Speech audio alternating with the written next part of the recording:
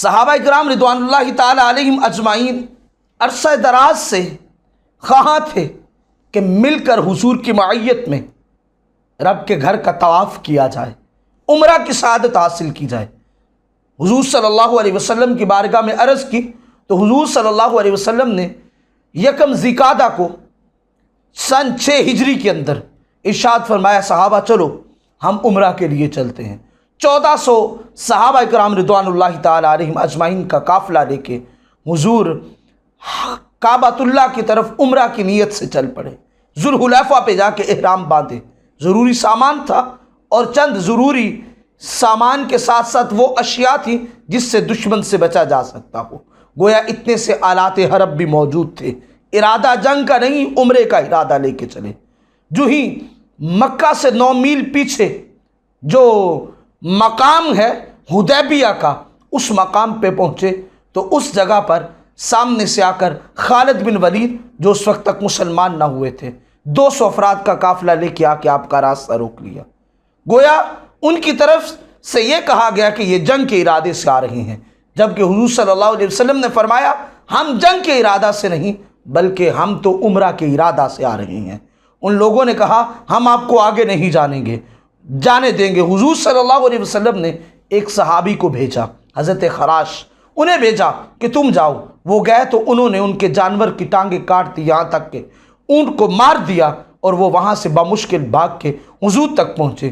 جب حضور کی بارگاہ میں یہ عرض کی گئی تو حضور نے فرمایا یہ معاملہ اس طرح نہیں ہوگا۔ فرمایا حضرت عمر کو تم سفیر کے طور پہ جاؤ۔ تو حضرت عمر نے باادب انداز میں عرض کیا، رسول اللہ میرا مزاج تھوڑا سخت ہے، اگر میں گیا تو نہ چاہے ہوئے بھی ایسے الفاظ ہو جائیں گے جو فساد کا سبب بن سکتے ہیں، لہٰذا جنگ کا سبب بن سکتے ہیں، لہٰذا آپ عثمان غنی رضی اللہ تعالی عنہ کو بھیجیے جو نرم مزاج ہے۔ حضور صلی اللہ علیہ وسلم نے حضرت عمر کی اس رائے کو پسند کیا اور سبھی اس پہ متفق ہوئے۔ حضرت عثمان غنی رضی اللہ تعالی عنہ کو بطور سفیر بنا کے مکہ کی جانب بھیجا گیا۔ جب حضرت عثمان غنی رضی اللہ تعالی عنہ مکہ میں داخل ہوئے تو اپنے ایک عزیز ابان نامی شخص کی پناہ میں مکہ میں داخل ہوتے ہیں اور جا کر ان سے بات کرتے ہیں۔ تو انہوں نے کہا کہ ہم ان کو عمرہ نہیں کرنے دیں گے، یہاں آنے نہیں دیں گے۔ اے عثمان تم ہمارے پاس آئے ہو، تم عزت والے ہو، مالدار ہو، لہٰذا ہم تمہیں اجازت دیتے ہیں کہ تم رب کے گھر کا طواف کر لو، عمرہ کر لو۔ حضرت عثمان غنی رضی اللہ تعالی عنہ فرمانے لگے قسم خدا کی میں کبھی بھی رسول اللہ صلی اللہ علیہ وسلم کے بغیر یہ عمل نہیں کروں گا۔ انہوں نے حضرت عثمان غنی رضی اللہ تعالی عنہ کو وہاں روک لیا۔ یہاں یہ بات پھیل گئی کہ حضرت عثمان غنی رضی اللہ تعالی عنہ کو شہید کر دیا گیا۔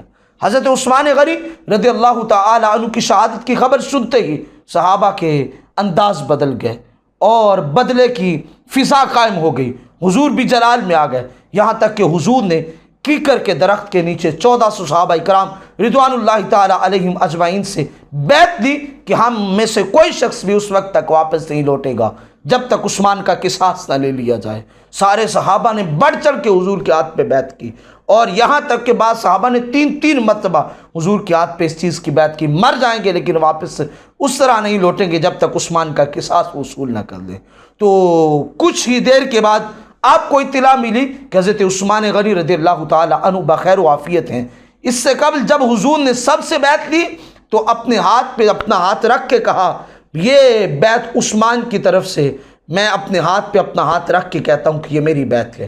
اللہ نے اس بیعت کا تذکرہ قرآن میں کیا، لَقَدْ رَضِيَ اللَّهُ عَنِ الْمُؤْمِنِينَ إِذْ يُبَايِعُونَكَ تَحْتَ الشَّجَرَةِ فَعَلِمَ مَا فِي قُلُوبِهِمْ فَأَنزَلَ السَّكِينَةَ عَلَيْهِمْ وَأَصَابَهُمْ فَتْحًا قَرِيبًا۔ اللہ نے اس انداز میں اپنے پیارے محبوب کے اس عمل کو اور صحابہ کے اس عمل کو ذکر کیا کہ اللہ ان سے راضی ہو گیا کہ انہوں نے حضور کے ہاتھ پہ ہاتھ رکھ کے اس بات کا اظہار کیا کہ ہم آپ کے ساتھ ہیں، ہم آپ کی خاطر اپنی جانیں قربان کرنے کو تیار ہیں۔